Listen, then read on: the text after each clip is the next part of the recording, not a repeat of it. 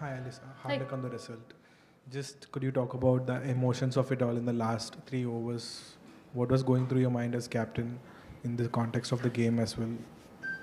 Oh, I think just disappointed. I think ultimately we just weren't sharp enough probably today, probably in all three facets definitely, to give ourselves the opportunity to win that semi-final. I think we did pretty well to hang in there. We created a lot of opportunities and let ourselves down in that regard. So probably sitting here disappointed, knowing that we sort of did that to ourselves a little bit. Not taking anything away from the Indian performance. I thought they played really well, but yeah, there's a little bit of an element of we let ourselves down a little bit.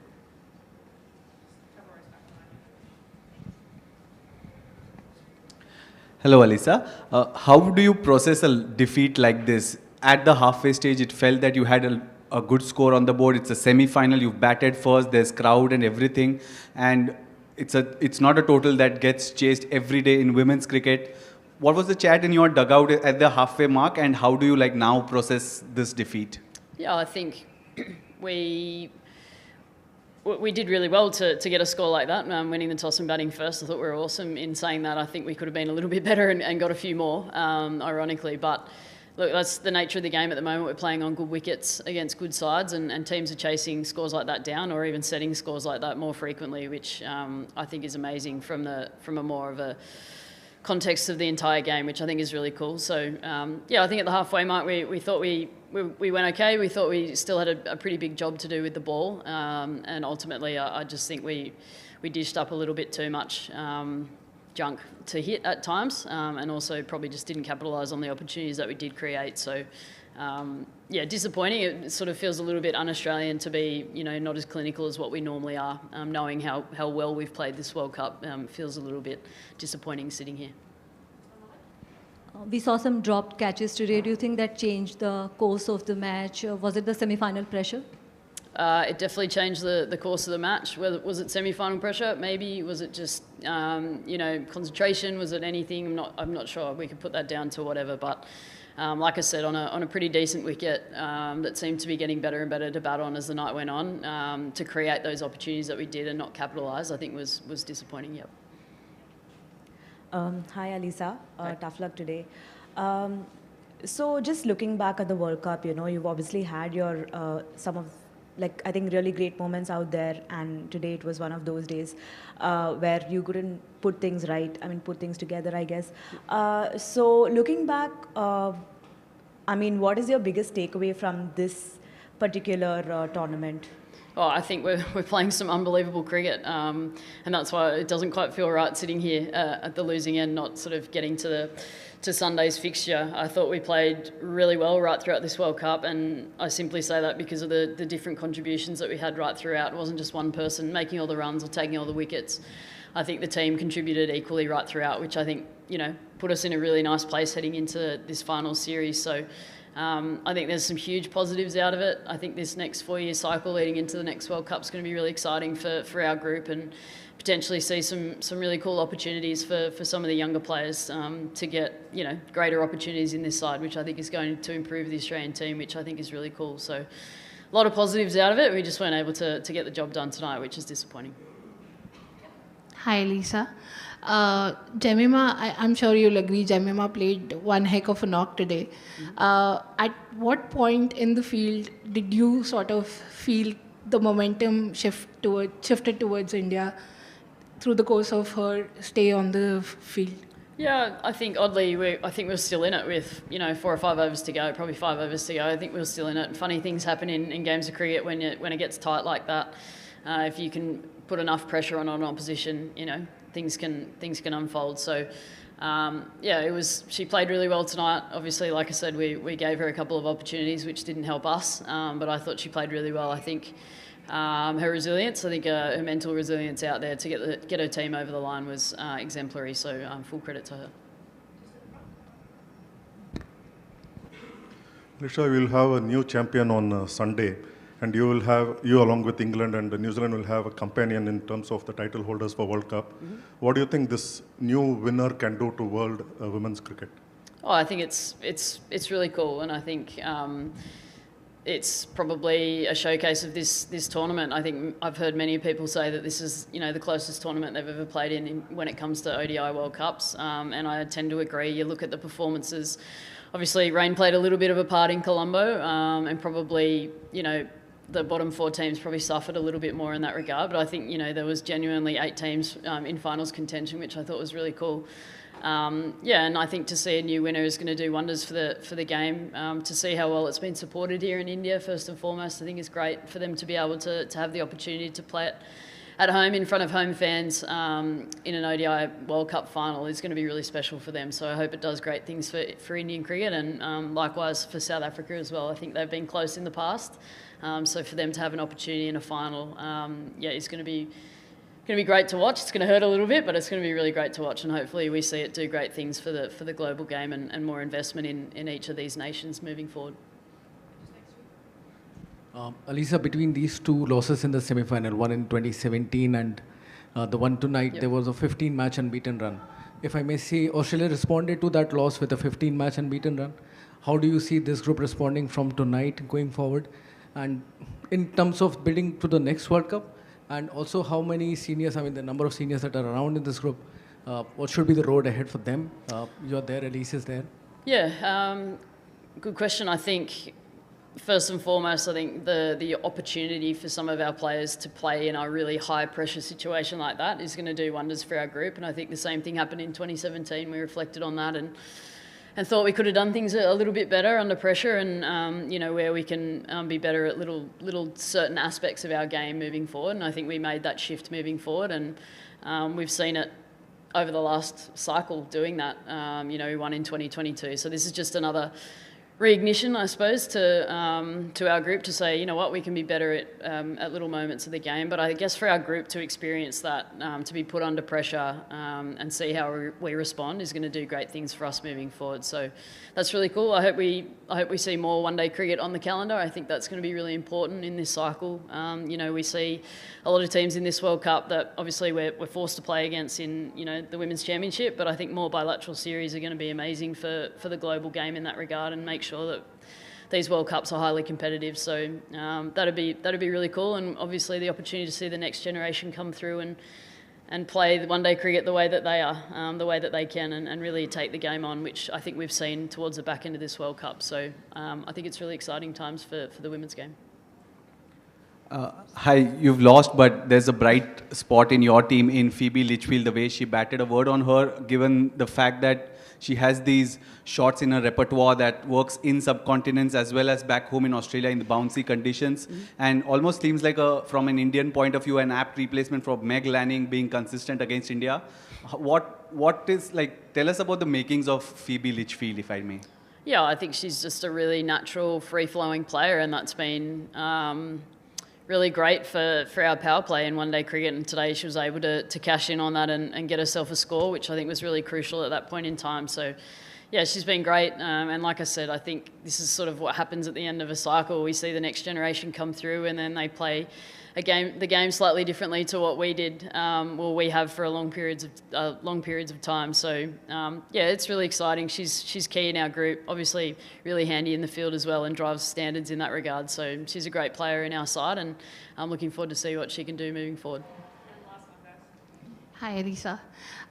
Again, sorry to take you back to that one partnership between Jemmy and Harman. Yep. Harman has been part of, many has been like sort of a very vital cog for India in many knockout games against Australia, and many a times her wicket has been the reason why India sort of crumbled towards the end. Yep. But today that did not happen.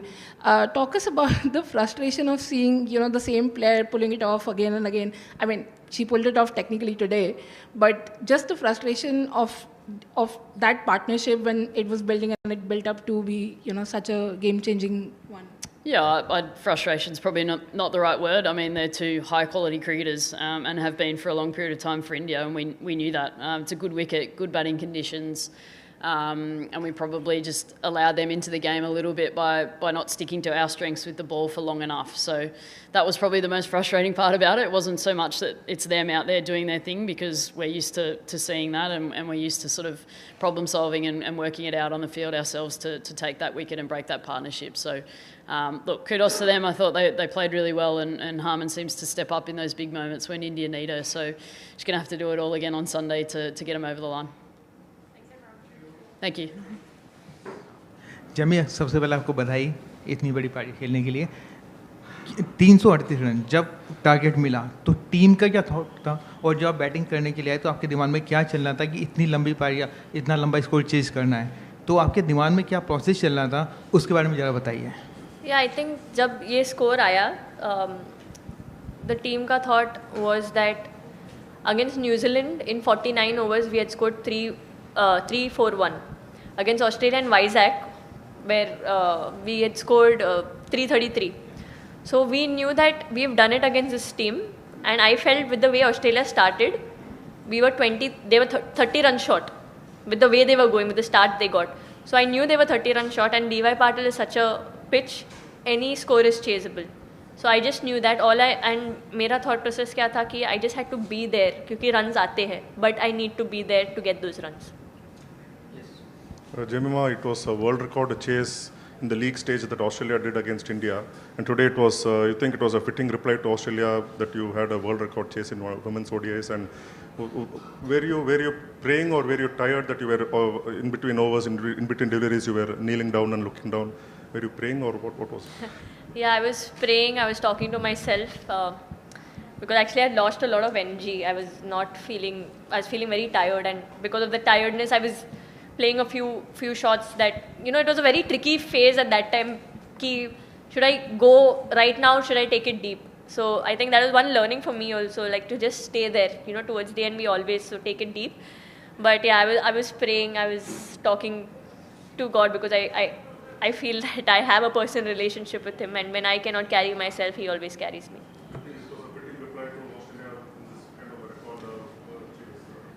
I honestly feel whichever team would have come in the semi-finals, it would have been the same reply from our team, because we don't want to play the team, we want to play the moment and win that moment. We want to play the match and win the match, and whichever team would come, I think our reply would be the same. We would play with the same passion, same aggression. We would play to win this match for India.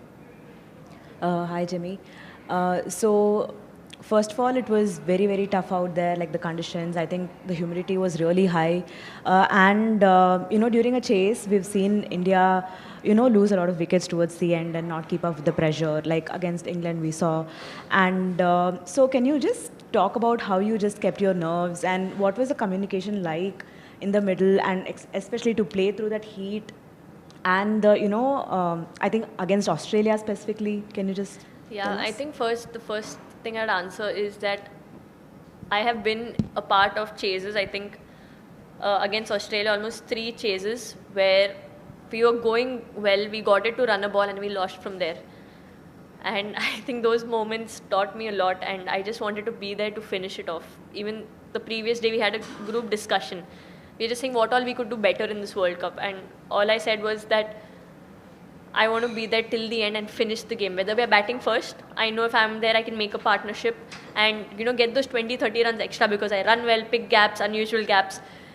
And the second thing was, if we are chasing, then I want to make sure I want to take the team through. And this just feels like a dream actually. It just felt like everything was such a setup, because the last month wasn't the easiest, but it just felt like a setup for this moment. So yeah. Jimmy, everyone dreams to win big matches for their country. It was a World Cup semi-final against 7 times champion Australia, and your knock was, the defining moment for India. How do you rate this innings? And you were also riding on luck, so how do you feel about, encashing those chances? I mean, how do I rate this innings? Actually, I have not let it sink in. All I would say was I didn't play for my 100. I didn't play to prove a point at number 3. I didn't play for my 50. I just played to make sure India win. At that board, I wanted to see India win at the end. and that was my only motivation. And I think when you have that thought process, I think God also favors you. You know, you do it for the team, you don't do it for yourself. And I think I've always played my cricket that way, and I'm at short for words actually. Hi, Jemmy. Well played today. Thank you. You said yourself you have been against Australia in chases like this, where coincidentally every time a Harman wicket falls, you know, India tend to lose out at the death. Pretty similar to what happened today as well. And just want to know, in that moment, what was that internal dialogue like between you and yourself? What was that internal dialogue like? Yeah. Actually, when you said that, I remember at that point I also felt that way and I was telling Harry that we both have to finish it. We can't leave it for the end just because we are set and we know we can take it through. And when that happened, but actually it wasn't a blessing, but it's like a blessing in disguise for me, because I was kind of losing my focus because of my tiredness. But when Harry got out, I think that added more responsibility to me, that okay, I need to be here. Okay, she's out, I'll score for her. And I think that again got me in the right zone. Then I started just, sensibly playing. So yeah.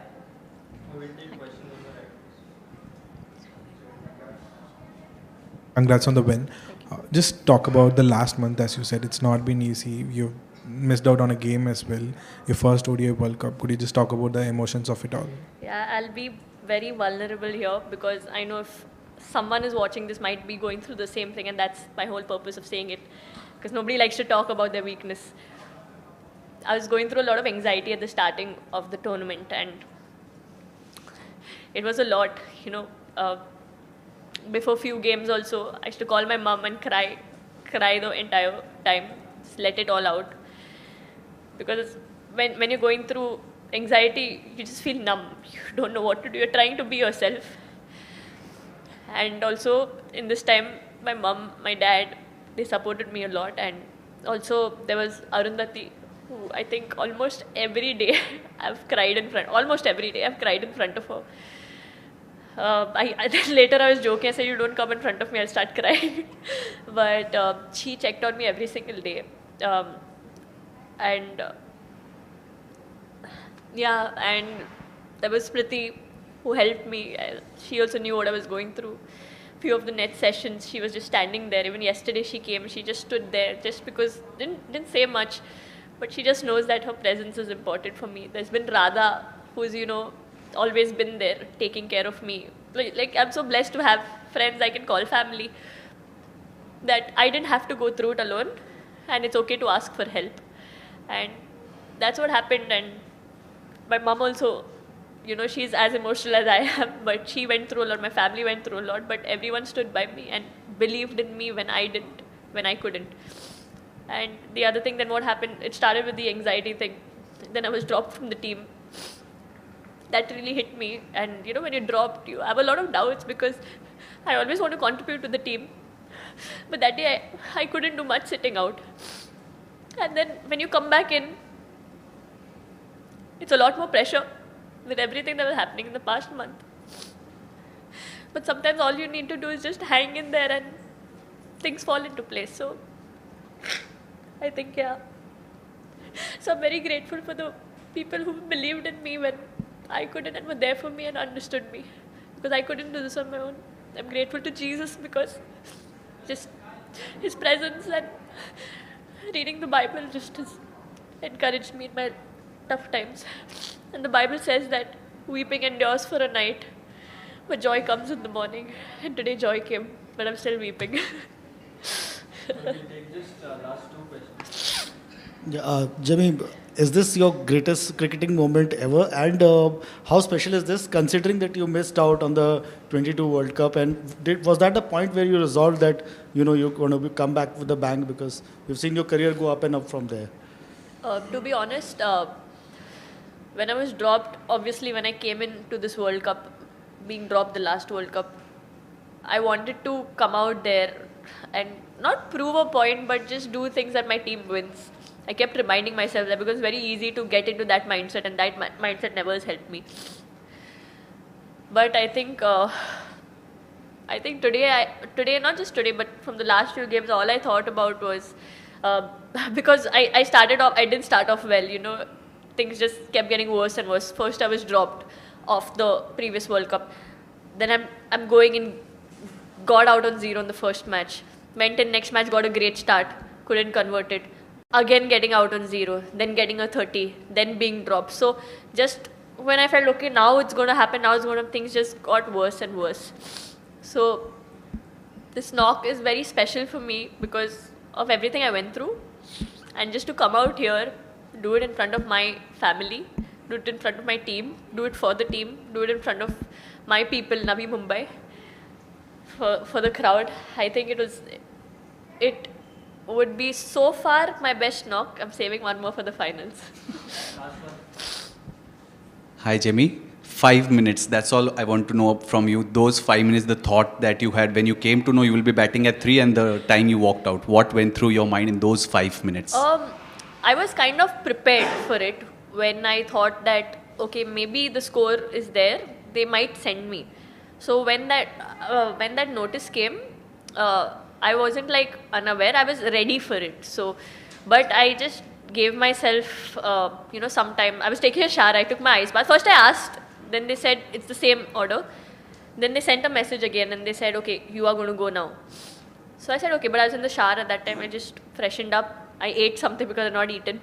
And I think once I walked in there, I just thought of how would I play for a Mumbai team when I lead Mumbai? How would I do it there? Because I knew I needed to be there, build a partnership with Smriti or Harman or whoever comes in from there. What would I do? And I know how important this match is, and I wanted to be there to finish it off. So all I did was, just kept telling myself, just stand here. Just stand here. Amazing things can happen towards the end. You just give God a chance. Just stand here. You never know what can happen towards the end of the match. And then whenever thoughts were coming, like, when I reached my 50, when I reached my 100, I didn't celebrate because at that moment I thought of it and I looked at a hotel right here and I said, tomorrow morning, what would make me happier? Would it be a 50? Would it be 100? No, it would be India winning. And I want to wake up with that. I want to sleep with that smile ki we are playing the finals and I'm waking up to get ready for a finals. So I think that kept me motivated too. Thank you everyone. Thank you a lot for your time.